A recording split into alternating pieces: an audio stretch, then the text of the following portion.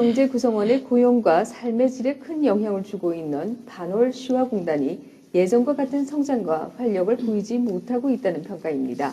부자께서는 반월 시화공단이 현재 당면하고 있는 문제와 그 해결책을 무엇이라고 진단하고 계시며, 특히 반월 시화공단의 올바른 발전을 위해서 어떤 행정적, 제도적 지원이 필요하다고 생각하시는지 답변해 주시면 되겠습니다. 이번에는 먼저 박선희 후보부터 답변하시도록 하겠습니다. 답변 시간은 2분 되겠습니다.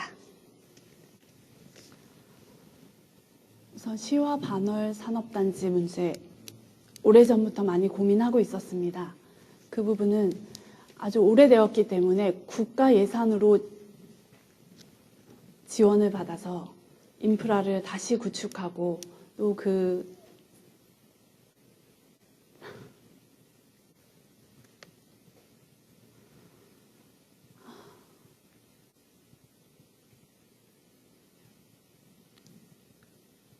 죄송합니다.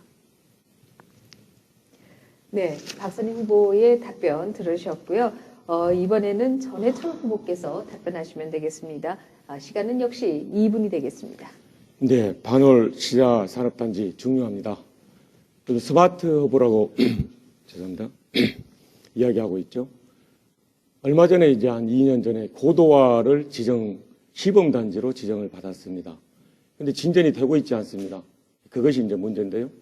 제도적 장치 또는 관련 입법의 미비 이런 것들이 여전히 우리 반월 시야 산업단지를 지배하고 있어서 우리 안산 시민의 젖줄인 단지가 제대로 되고 있지 않다고 생각을 합니다. 제 생각에는 추진 방향을 한 3가지 정도로 이야기할 수 있는데, 먼저 고부가가치 산업 중심으로 추진해야 됩니다. 아시다시피 구로 단지가 이와 같이 지금 현재와 같이 디지털 단지로 될 것을 누구도 생각하지 못했습니다. 많은 분들이 노력했습니다. 우리 시야 반월 단지도 첨단 부품 소재 산업이 얼마든지 들어올 수 있게 노력할 수 있습니다. 두 번째는 노후화된 기반 시설이 개선되어야 합니다. 단지에서 상하수도가 제대로 안 되고 주차장 문제가 있다. 이것은 어떤 입주업체도 다 꺼려하는 단지의 현실이라고 생각을 합니다. 그런 현실에서 제도적으로 또는 관련 입법이 개정되어야 될 필요성이 있는 것입니다. 아시는 바와 같이 산업 입지 및 개발에 관한 법률에 보면 이 국가산업단지에 대해서는 국가 예산이 투여되는 게 제한되어 있습니다. 이 법을 바꿔서 30년 이상 노후화된 산업단지에 대해서는 국가 예산에 투입되도록 이 산입법이 개정될 필요가 있습니다. 저는 약 2년 전에 이 고도화에 관한 여러 가지 공청회나 설명회를 했음에도 불구하고 잘 안 된 이유가 무엇일까 생각을 했습니다.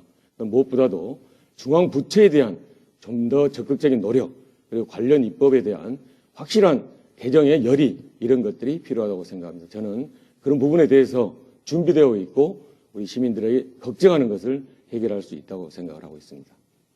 네, 지역 현안인 반월 시화공단에 대한 두 후보의 답변 들어보셨는데요.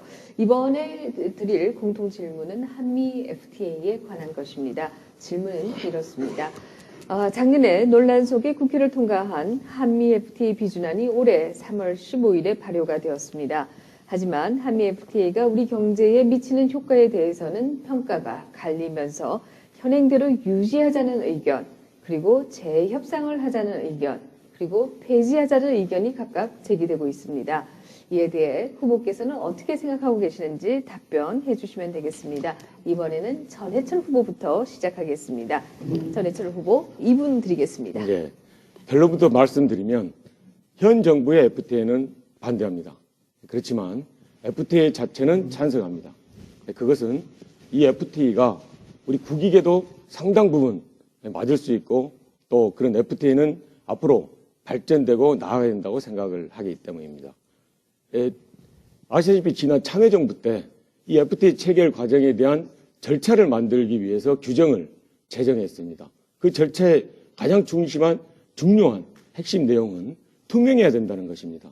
더 이상 밀실 행정이 돼서는 안 되고 투명한 절차 규정에 의해서만이 가능하다, 이렇게 생각해서 참여정부에 대해서 규정을 만들고 그렇게 진행했습니다.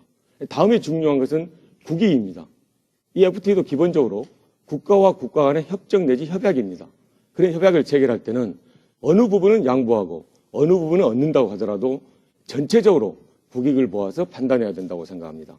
그런데 이번에 이명박 정부에 의해서 만들어진 FTA는 이런 절차와 국익, 이 모든 것들이 다 잃어버리고 다 뺏겨버리는 그런 결과였다고 생각합니다. 예컨대 이전에 우리가 FTA에서 가장 강조하고 얻어냈던 자동차 분야에 대폭적인 양보를 했습니다. 결국 우리가 왜 FTA를 해야 되냐? 그런 근원적인 질문을 하게 만들었습니다. 뿐만 아니라 많은 사람들이 생각하는 미국산 쌀 문제라든지 쇠고기 문제, 개성공단 문제, 아무런 진전이 없습니다. 그리고 이행 법안 역시도 미국 법은 이 FTA에 대해서 우선적이고 우리 아시다시피 국내 법률은 FTA와 동등한 효력이 있는 전혀 형평성에도 맞지 않는 이런 FTA는 저희들은 단호히 반대한다. 그렇게 말씀을 드리는 거고요. 다만 우리가 선진 통상 국가로 가기 위해서는 FTA는 불가결한 조치다. 그래서 찬성을 하되 재협상을 해야 된다. 이것이 저희 입장입니다. 네, 지금 박선희 후보께서 자리를 비우셔서 전해철 후보와 계속해서 토론회 진행하도록 하겠습니다. 세 번째 공통 질문은 복지 정책에 관한 것입니다.